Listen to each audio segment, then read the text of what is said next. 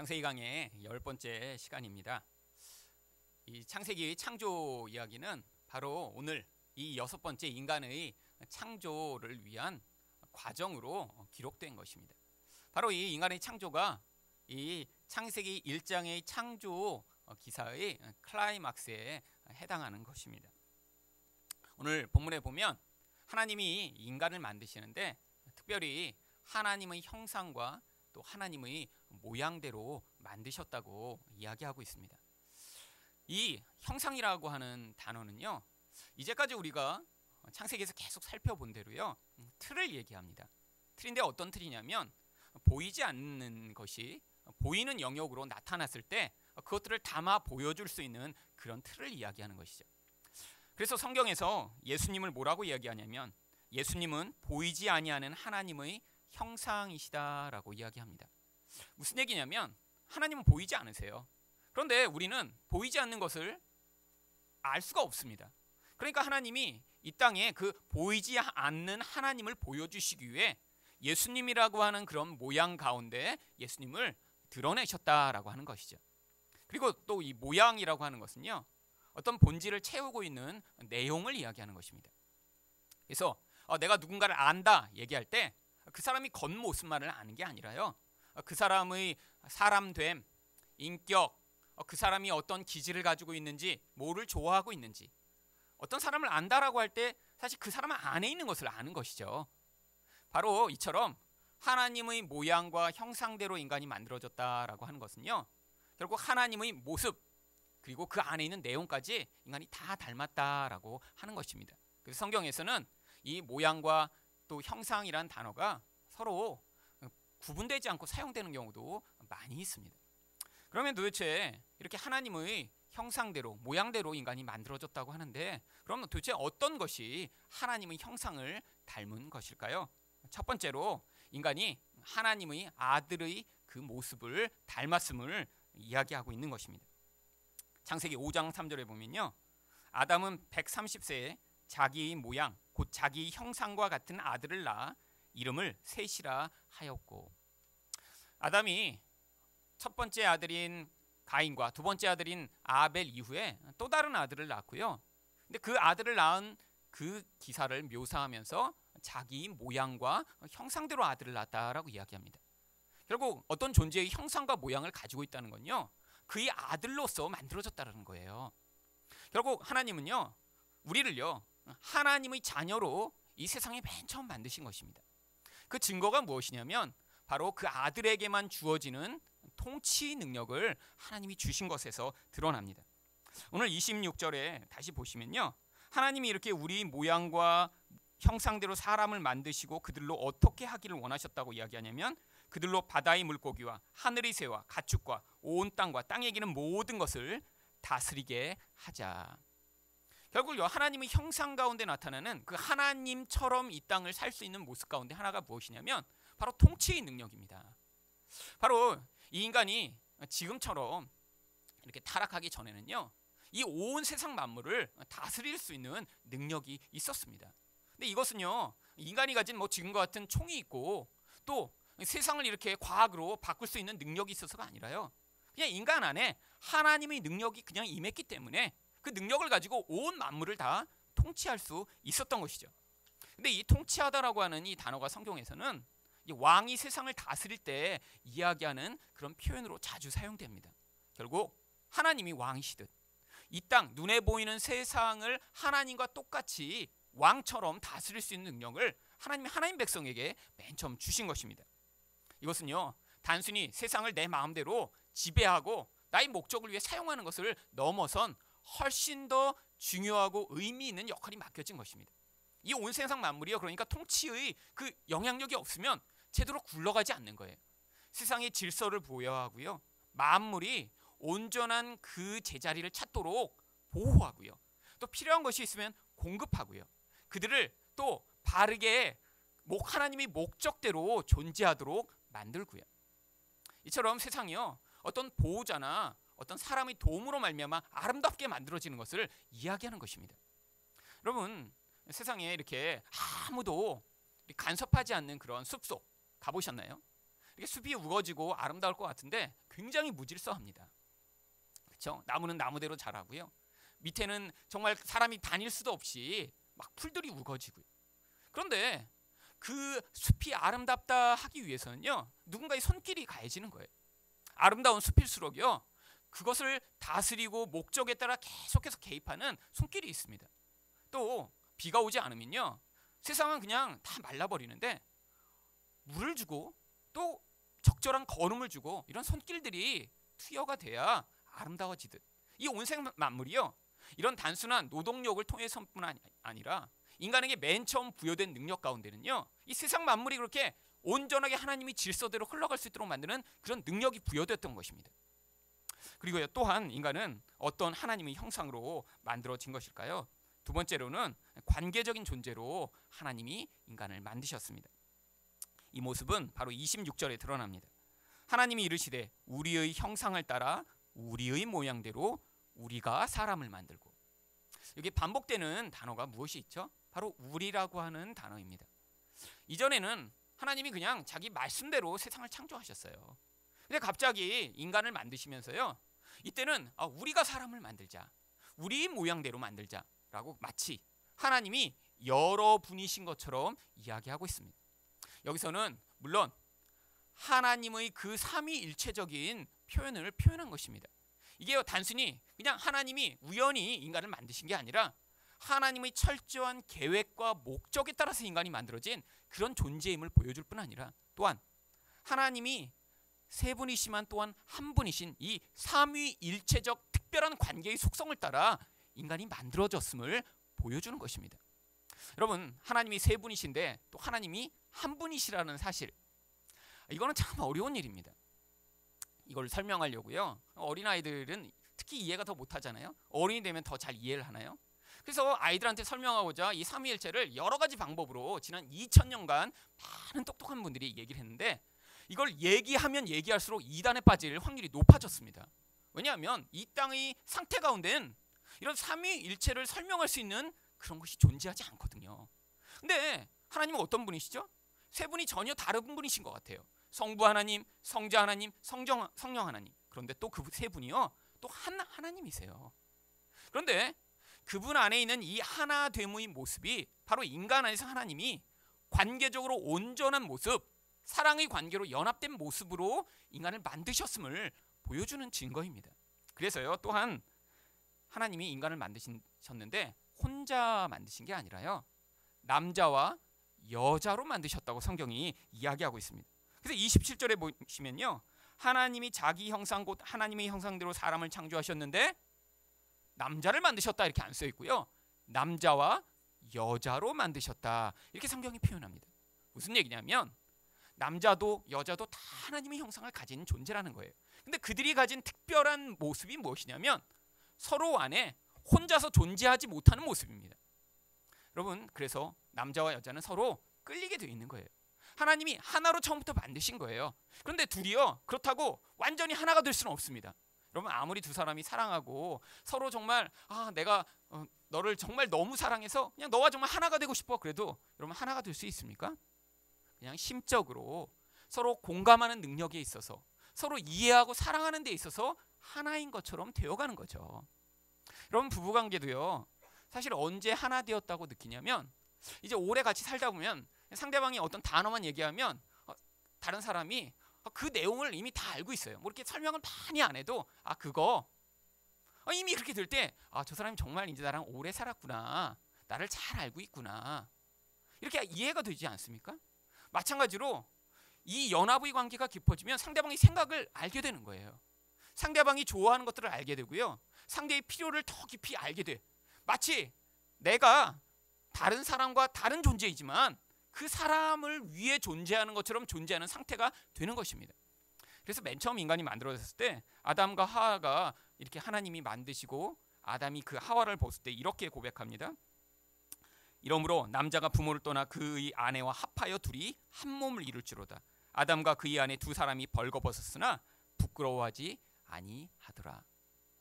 여러분, 바로 이 한 몸 사상, 둘이 다른 존재인데 하나인 것처럼 하나님 만드셨다는 거예요. 근데 어떻게 하나만 될 수 있습니까? 바로 사랑을 통해서만 인간이 하나 될 수 있는 거예요. 근데 사랑을 하더라도요, 인간은 여전히 독립적인 존재입니다. 근데 독립적이면서도요, 어떤 존재와 이렇게 깊이 연합할 수 있는 능력을 가진 이 모습, 이게 원래 하나님의 삼위일체의 사랑의 모습을 따라 인간을 만드신 거죠. 제가 이 설교를 준비하다가 한 20여 년 전에 좋아했던 시가 갑자기 떠올랐습니다. 그래서 찾아보니까 이 시가 이런 모습을 가장 잘 묘사하고 있는 것 같아요. 칼리 지브란이라는 사람이 쓴 함께 있되 거리를 두라, 이런 시인데 정말 20여 년 만에 제가 문득 이 시가 떠오른 거예요. 제가 한 20살 때 대학생 때 이 칼리 지브란 시를 많이 좋아했거든요. 한번 읽어드릴게요. 이 시적 감성이 없으신 분이라도 잘 들으세요. 함께 있되 거리를 두라. 그래서 하늘 바람이 너희 사이에서 춤추게 하라. 서로 사랑하라. 그러나 사랑으로 구속하지는 말라. 그보다 너희 혼과 혼의 두 언덕 사이에 출렁이는 바다를 놓아두라. 서로의 잔을 채워주되 한쪽의 잔만을 마시지 말라. 서로의 빵을 주되 한쪽의 빵만을 먹지 말라. 함께 노래하고 춤추며 즐거워하되 서로는 혼자 있게 하라. 마치 현악기 줄들이 하나의 음악을 울릴지라도 줄은 서로 혼자이듯이 서로 가슴을 주라. 그러나 서로의 가슴 속에 묶어두지는 말라. 오직 큰 생명의 손길만이 너희 가슴을 간직할 수 있다. 함께 서 있으라. 그러나 너무 가까이 서 있지는 말라. 사원의 기둥들도 서로 떨어져 있고 참나무와 삼나무는 서로의 그늘 속에선 자랄 수 없다. 두 사랑하는 사람의 관계를 묘사하는데요, 제가 가장 와닿던 게 현악기의 줄들이 하나의 음악을 연주하는데 그게 다 붙어서는 그렇게 아름다운 음이 나오지 않는다는 거예요. 따로 떨어져 있지만요, 하나의 음을 연주할 수 있는 그런 모습. 서로 독립체로 존재하지만 또 그 안에 깊은 사랑으로 연합된 모습. 이게 원래 하나님이요, 관계적 존재로 만드신 인간의 처음 모습이었습니다. 또한요, 하나님은 그 하나님의 형상대로 인간을 어떻게 만드셨나요? 마지막으로 영광스러운 존재로 만드셨습니다. 이 하나님의 형상이라고 하는 단어가 성경에서는요, 하나님의 영광을 표현할 때 쓰는 단어로 자주 사용됩니다. 고린도전서 11장 7절에 보면 남자는 하나님의 형상과 영광이니 그 머리를 마땅히 가리지 않거니와 여자는 남자의 영광이니라. 무슨 얘기냐면 영광이라는 건요, 뭐가 이렇게 빛이 나고 아름다운 것만을 이야기하는 것은 아닙니다. 영광은 어떤 존재의 본질과 그 본질이 가진 모습이 이렇게 드러나게 되는 것을 영광이라고 표현하는 거예요. 하나님은 눈에 보이시는 분이 아니에요. 그런데 그 보이시지 않는 분이요, 이 땅에 그 하나님의 속성을 가진 존재로 인간을 만드시니까요, 그 존재가 막 빛이 나지 않더라도요, 그 존재 안에서 하나님의 모습이 보여지는 거예요. 하나님이 어떤 모습이 보여지냐면 보이지 않는 하나님이 가지신 사랑의 속성, 하나님의 지혜적인 속성, 관계를 맺는 속성, 권세를 가진 속성, 세상 가운데 자기를 희생하는 속성, 이런 능력들이 사람을 통해서 드러나게 되는 것이죠. 이것을 하나님의 영광이라고 표현하는 것입니다. 그런데 이 영광은요, 또 그 아름다움이 있기 때문에 하나님의 모습, 그 온전한 모습이 사람을 통해 드러났기 때문에 그 자체로도 마치 빛이 나는 것처럼 성경이 자주 묘사합니다. 여러분, 하나님이 아담과 하와를 처음 만드셨는데 처음에 옷을 입히지 않으셨습니다. 여러분, 그런데 이상한 일이 벌어져요. 어떤 일이 벌어지죠? 인간이 죄를 짓자마자요, 무화과 나무로 옷을 스스로 만듭니다. 아니, 이전에는 서로 없었나요? 아니, 이전에는 왜 부끄러워하지 않았죠? 바로 하나님의 영광이 그 안에 있었기 때문에 옷을 입지 않아도요, 서로의 그 아름다운 모습 때문에 그런 부끄러운 모습에 관심을 기울이지 않았던 거예요. 여러분, 천국에 가면 우리가 다 하얀 세마포를 입게 될 거라고 성경이 이야기를 합니다. 근데 정말로 세마포를 입게 되는 걸까요? 그래서 가면, 여러분, 이 옷을 좋아하시는 분들은 천국에 가면 굉장히 힘드실 것 같아요. 나는 이렇게 색깔 있는 빨간 옷 입고 싶은데 무조건 죄수복처럼 다 똑같은 옷만 입고, 여러분 대부분 옷으로 구별하잖아요. 그렇죠? 옷 입는 취향이 다 다르시고, 그러니까 저분이 딱 오시면 저분의 스타일에 맞는 옷을 입고 오셨구나. 그리고 그것으로 자기를 드러내기도 하고요. 그런데 가면요, 그냥 다 똑같아요. 사람도 많을 거 아니에요. 몇억 명이 한꺼번에 많이 있는데 다 현색 입고 있어.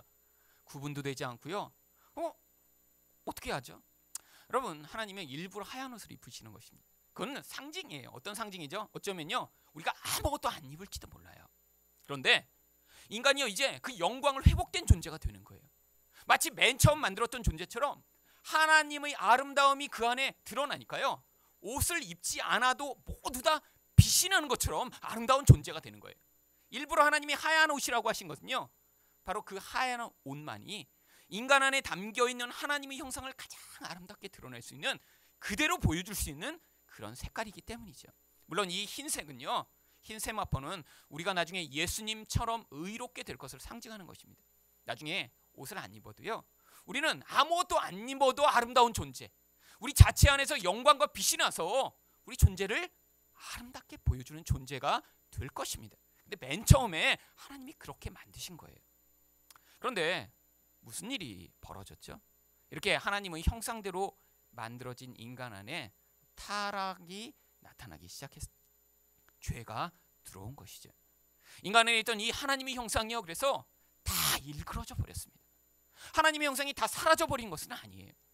고린도전서에서 이야기하듯이요, 남자는 하나님의 형상이니 여전히 하나님의 형상을 가지고 있는데요, 이 형상이 이 안에서 너무나 많이 일그러지고 깨어져서 이제는 하나님의 백성 안에서요, 그 하나님의 모습을 찾아보기보다는요, 오히려 추하고 더러운 모습을 보게 되는 경우가 너무나 많이 있습니다. 맨 처음에 하나님의 백성들에게 주어졌던 그 통치 능력은 지금 어떻게 됐나요? 어떤 통치를 하는 것이죠?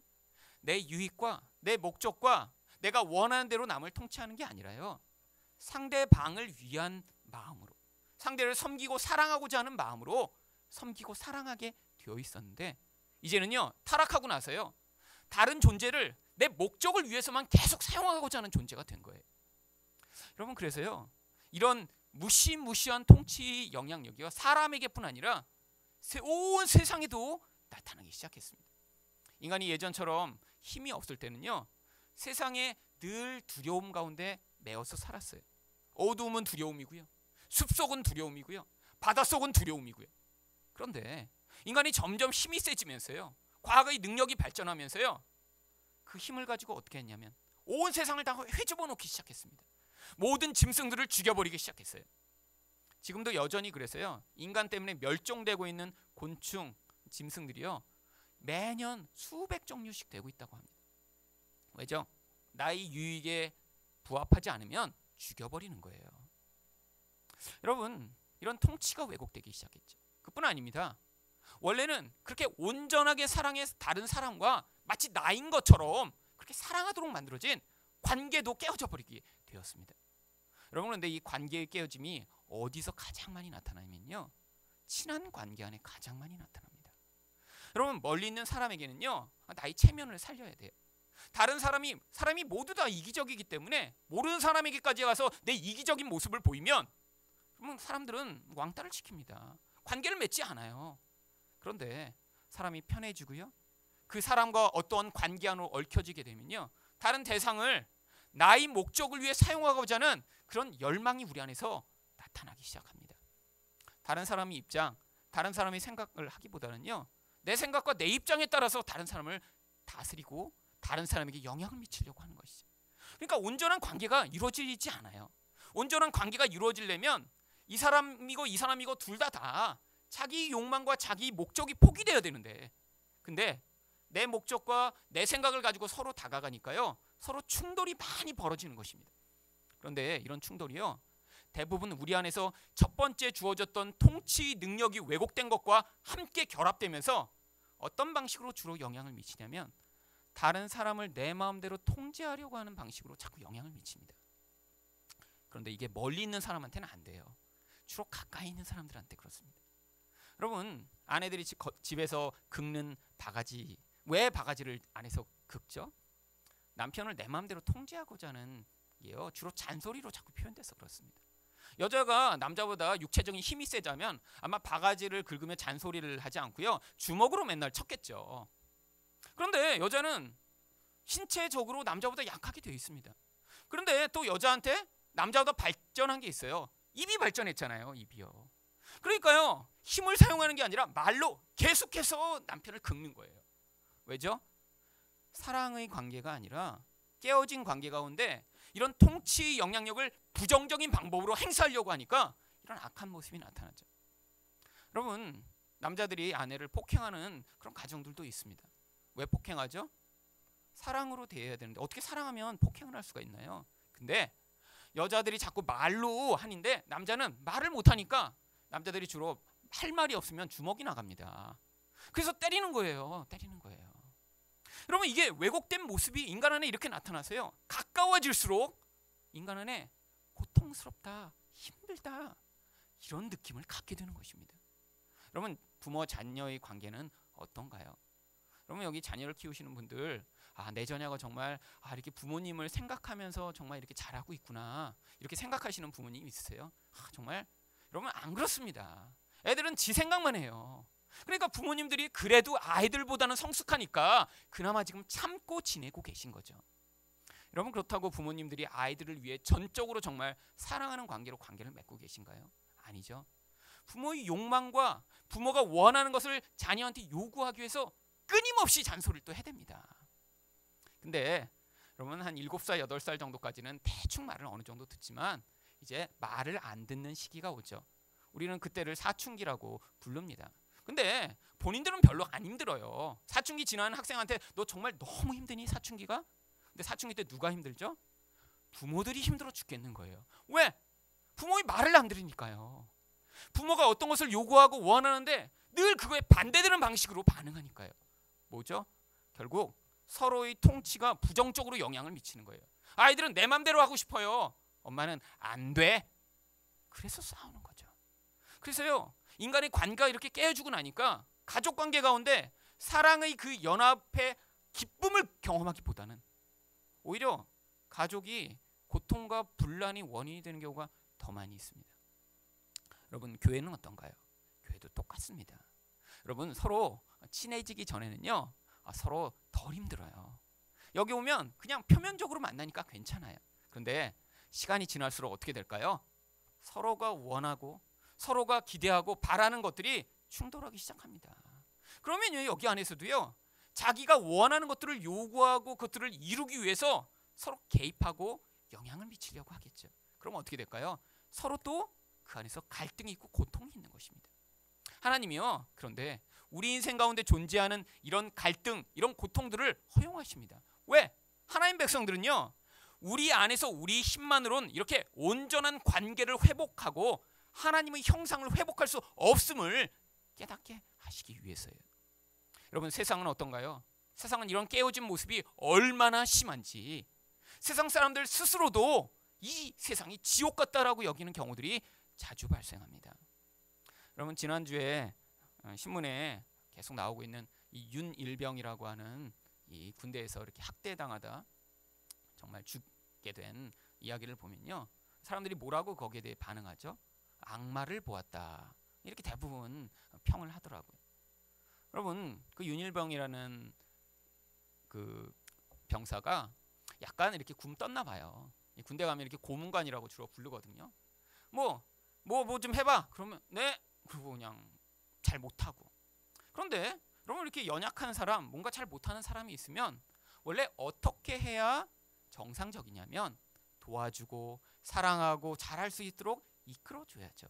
그런데 그 선임이라고 하는 사람들이 이렇게 시키는 대로 잘 못하고 좀 굼뜨니까요, 얼마나 악하게 폭행을 했는지요. 잠을 재워가지 하면서 폭행을 하고, 기절하니까 이 링게루를 맞춰가면서 다시 깨어나게 해서 또 폭행을 하고요. 뭐 온갖 종류의 고문을 다 했더라고요. 물고문하죠, 성고문하죠, 막 바닥에 가래침을 벗고 그걸 다 핥아먹게 하죠.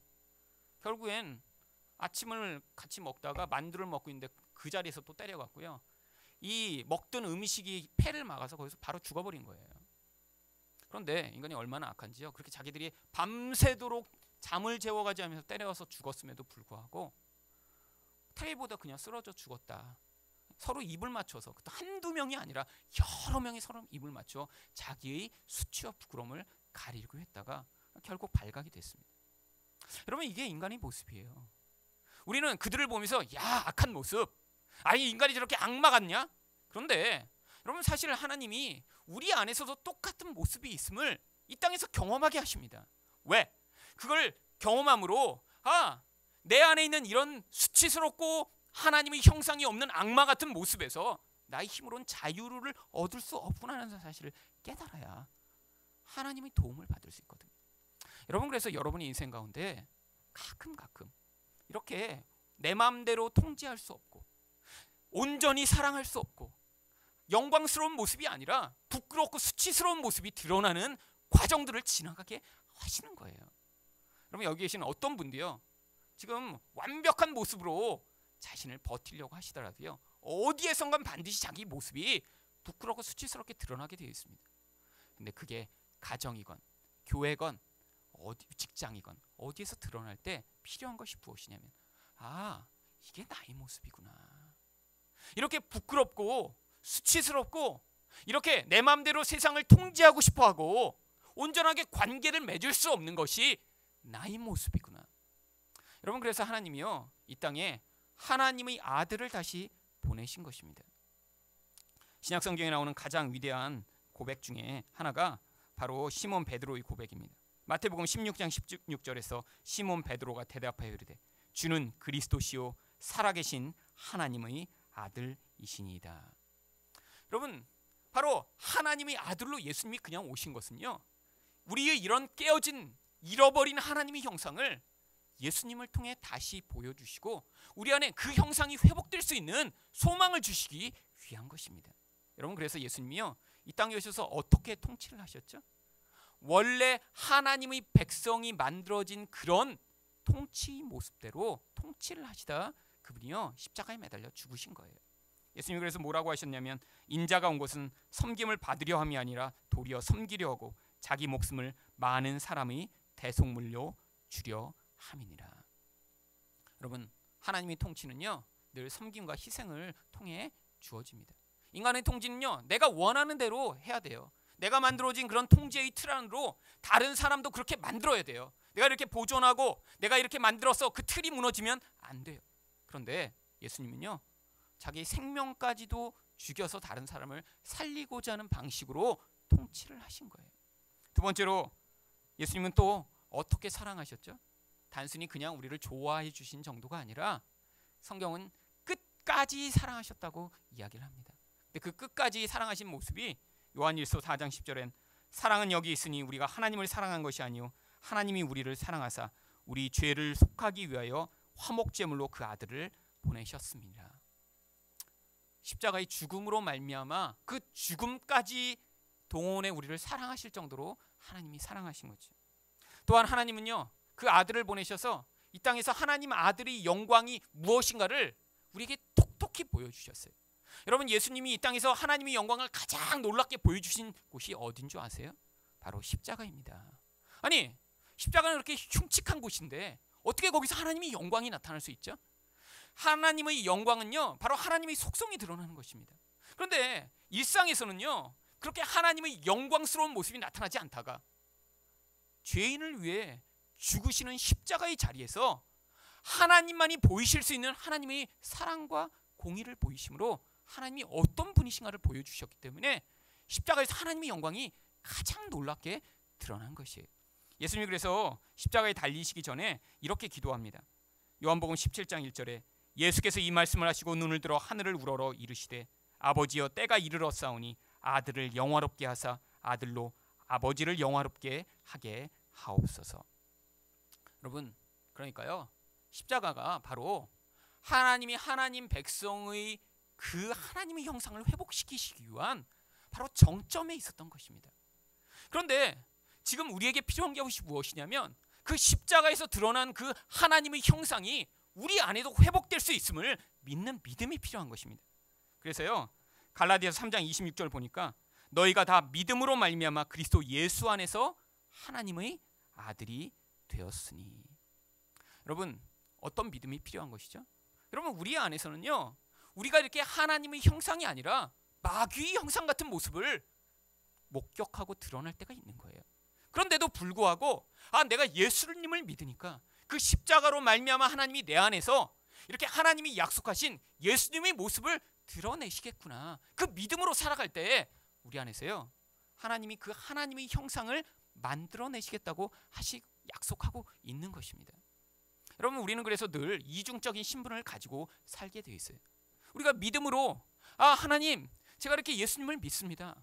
내 힘과 능력으로는 이렇게 온전한 관계를 맺을 수도 없고요, 온전하게 세상을 통치할 수도 없고요, 온전하게 하나님의 영광을 드러낼 수도 없는데 나를 포기하고 내가 나 자신을 그 모든 것에서 아름답게 만들려는 노력을 포기하고 예수님을 의지합니다 라고 예수님을 믿을 때 하나님이 그 믿음을 통해 우리 안에 하나님의 형상을 드러내시는 거예요. 여러분, 왜 하나님이 믿음을 요구하시냐면요, 믿음이 없이는요 계속해서 자기 자신을 의지하기 때문이죠. 여러분, 인간은 이렇게 수치스러운 모습이 드러날 때마다 그것을 가리기 위해 몸부림치는 인생이 되었습니다. 여러분, 하나님의 형상이 떠나간 자리에는요 수치와 부끄러움만 남게 되었어요. 아담이 무화과 나무로 자신을 가리려고 했듯이요, 우리 인생 내내 우리가 하는 일이 뭐냐면 그렇게 무화과 잎처럼 얼마면 시들어져 사라져 버릴 것들을 가지고 내 인생이 부끄럽지 않아, 나는 영광스러운 존재야, 나는 아름다워, 나는 멋져라고 자기 세뇌를 하면서요 자기 자신을 가장하고 감추고자 몸부림치며 사는 인생이 되어버렸습니다. 여러분, 돌아보시면 여러분도 그렇게 사셨죠? 20대 때는 나는 예뻐, 나는 사랑스러워. 그런데 지금 나이가 드시니까 감출 수가 없죠. 화장을 두껍게 해도요 어쩔 수가 없습니다. 그런데 나이가 들어서도 예전에 자기가 그렇게 멋진 모습을 가지고 있다는 그 사실을 계속 붙들고 거기 머물려고 하면요 지금 사실 몸부림치는 인생을 살아야 돼요. 여러분, 20대 때는요 세수만 하고 대충 발라도 이쁘다고 했는데 지금은 2-3시간을 바르셔야 그나마 대충 나오잖아요. 여러분, 그것만입니까? 여러분, 이전에 공부를 한번 잘했어요. 사람들이 와, 똑똑하시네요, 좋은 학교 다니셨나 봐요. 여러분, 그걸로 자기 지금 삼으려면요 어떻게 되나요? 계속 자기가 똑똑한 양, 자기가 세상의 모든 것들을 다 알고 있는 양, 내가 이렇게 멋진 일을 하고 있는 양 가장해야 됩니다. 여러분, 부모들이 그런데 여러분 지금 오셔서 제가 고등학교 때 사실 좀 수학 좀 공부 잘했어요, 뭐 이렇게 자랑하시는 분 계세요? 창피하죠. 난 중3 때 전국 모의고사에서 54등 했습니다. 여러분, 이렇게 자랑하시는 분 보셨어요? 그건 중학생들이 하는 거죠. 그러니까 어떻게 해요? 이런 경우는 들어보셨죠? 제 아들이 이번 모의고사 때 전국 54등 했어요. 그냥. 여러분, 이런 얘기를 왜 듣게 되죠? 사람들이요 나이가 들면요 자기 것을 가지고 자기를 감출 수 없으니까 자기 자녀를 동원하는 거예요. 여러분, 이게 인간의 모든 수치를 가리고 나는 이렇게 부끄럽지 않은 존재야, 나는 영광스러운 존재야, 나는 멋진 존재야 라고 살아가고 싶은 그 욕구에서부터 비롯된 것입니다. 여러분, 그런데요 예수님을 통해서만 우리는 이 수치스러운 자리에서 벗어날 수 있는 존재예요. 여러분, 우리가 영광스러울 때는요 우리가 이렇게 멋진 모습을 보일 때가 아닙니다. 우리 자녀가 우리가 기대하는 멋진 모습을 보일 때 우리가 영광스럽게 되는 게 아니에요. 내가 아는 어떤 사람이요 이렇게 뭐 대통령이 되거나 국회의원이 돼서 내가 그렇게 영광스럽고 멋진 존재가 되는 게 아니에요. 하나님은요 죄로 말미암아 일그러진 우리 근원적인 부분을 회복하시고 싶으신 거예요. 그래서 끊임없이 우리에게 예수님을 믿는 믿음을 요구하시는 것입니다. 예수님만 믿기 위해서는요 여러분이 그렇게 자기 수치를 가리고 나는 이렇게 멋진 존재야, 난 이렇게 인격적인 존재야, 난 이렇게 다른 사람과는 달라라고 하는 그 기준들이 여러분의 인생 가운데 다 깨어지셔야 해요. 여러분, 예수님을 우리가 주님이라고 부르는 건요 이제 하나님의 그 왕된 통치가 우리 인생에 그렇게 나타나서 사람들이 자기를 왕처럼 만들기 위해 붙들고 있던 그 세상적인 기준이 우리 인생에서 다 깨어져 나가는에도 불구하고 이제 우리가 그것으로 낙담하고 포기하고 자포자기하는 인생이 아니라 예수님, 그래서 이제는 내 수치를 가릴 뿐으로 예수님만을 의지합니다라는 존재가 되도록 만드시고자 우리 인생에서 그렇게 자랑하던 것 다 깨트려 버리시는 거예요. 여러분, 그래서 나이가 들수록요 진짜 예수님을 잘 믿는 사람은요 자기 인생에서 자랑거리가 없어야 돼요. 내 자녀가, 내 남편이, 우리 가족은, 내가, 이런 얘기가 우리 인생에서 자꾸 더 나타나면요 그 사람은 예수님을 믿는 게 아니라 뭘 하는 거예요? 이 불쌍하고 수치스러운 인생을 그렇게 일시적인 무화과 나무 잎으로 가리고자 하는 그런 인생으로 살아가게 되는 거예요. 아니요, 하나님은 우리 인생을요 영원한 영광스러운 것으로 아름답게 하시기를 원합니다. 하나님의 형상이 우리 안에서 회복되면 그 형상으로 말미암아 우리는 영원히 하나님처럼 살 수 있는 존재가 되는 거예요. 그래서 하나님이요 우리 인생에서 때로는 우리 부끄러운 모습이 드러나고 우리 연약한 모습이 드러나고 그것으로 말미암아 내가 나를 의지하던 그 모든 것을 내려놓고 예수님을 의지하는 자로 살아가도록 우리 인생을 지금 개입하고 계신 것입니다. 여러분 가운데 예수님을 그렇게 의지하셔서 그 믿음으로 말미암아 하나님의 형상이 회복된 그런 하나님 백성 되시기를 예수 그리스도 이름으로 축원드립니다.